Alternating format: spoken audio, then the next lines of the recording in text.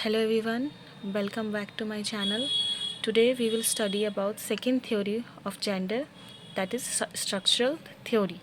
So, structural theory of gender is a social theory that explains gender as a product of social structure and institution.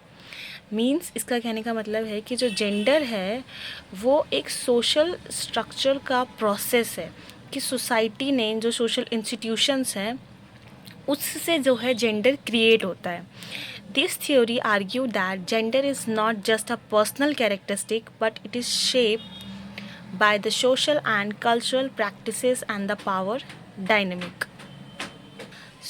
तो इसमें क्या कहा गया है कि जो जेंडर है वो कोई पर्सनल कैरेक्टरिस्टिक नहीं है कि पर्टिकुलर पर्सन से रिलेटेड है.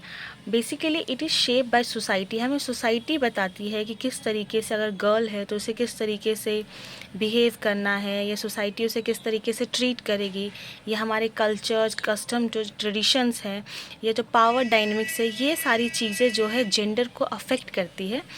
तो जेंडर कोई पर्सनल कैरेक्टरिस्टिक नहीं है बल्कि ये एक सोशल कैरेक्टरिस्टिक है. सोसाइटी इसको इन्फ्लुएंस करती है. अब इसके कुछ की फीचर्स हैं स्ट्रक्चरल थ्योरी ऑफ जेंडर के. तो फर्स्ट इज की feature is gender is the social constructed. बिल्कुल सही बात है. जेंडर जो है सोसाइटी ने कंस्ट्रक्ट किया है. जेंडर कोई इनबॉर्न नहीं है. लाइक सेक्स जो है वो इनबॉर्न आता है बच्चे के साथ, पर जेंडर क्या है? Gender is a socially constructed. So gender is a social construct. According to a structural theory, gender is a social construct that is created and maintained through the social structures and institutions such as the family, education, media and economy. तो क्या है? Society genders को create करती है और वही जो है मेंटेन करती है. स्ट्रक्चरल और इंस्टीट्यूशन में क्या क्या आते हैं सोशल में? इसमें आपके स्कूल आ गया, फैमिली आ गया, एजुकेशन आ गया, मीडिया आ गया और इकोनॉमी आ गई. Clear? Now next point is a gender is a system of inequality.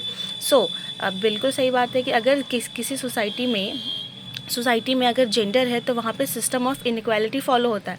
आपने हमेशा देखा होगा कि जो वुमेन और मेन जो है इक्वल वर्क के लिए इक्वली पे नहीं किए जाते. तो यहाँ पे क्या है? जेंडर जो है एक ऐसा सिस्टम है जो सोसाइटी में इनइक्वालिटी को क्रिएट करता है. ये आपका अपॉर्चुनिटी में भी हो सकता है.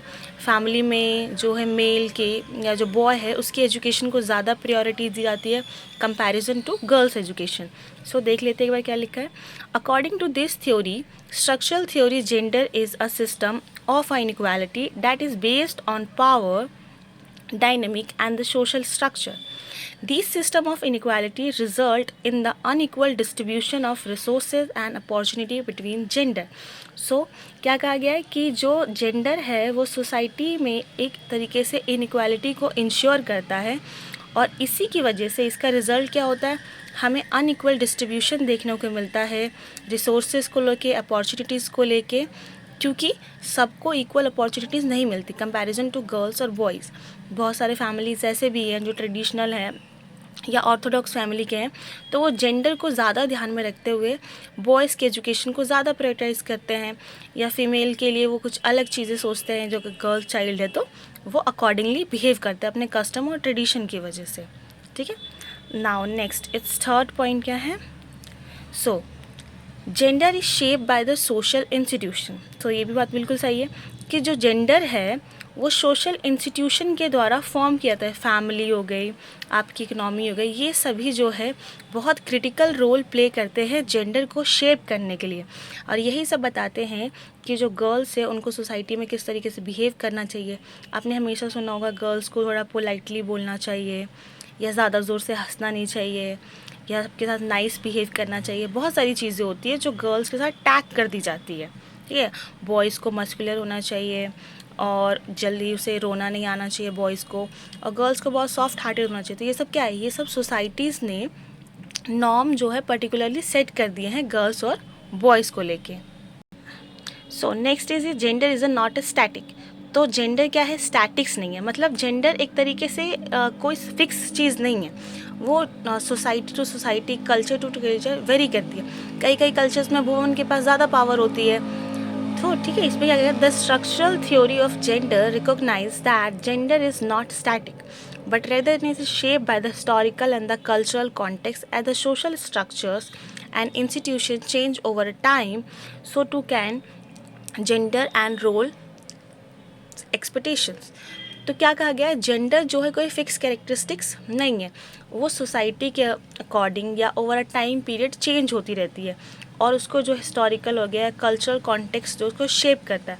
फॉर एग्जांपल अगर हम एंशियंट टाइम की एग्जांपल ले तो आपने सातवाहना डायनेस्टी के बारे में सुना होगा, जहाँ पे जो किंग होते थे वो अपने साथ मदर का नेम यूज़ करते थे, सर नेम। तो वहाँ पे क्या है, वहाँ पे हमें मदर जो है कंपैरिजन टू फादर ज़्यादा पावरफुल थी, या उनको ज़्यादा रिकॉग्नाइज़ किया जाता था। तो क्या है, वहाँ पे हमें जेंडर का दूसरा रूप देखने को मिलता है आज के कंपैरिजन। ठीक है, next is gender is reproduce through socialisation.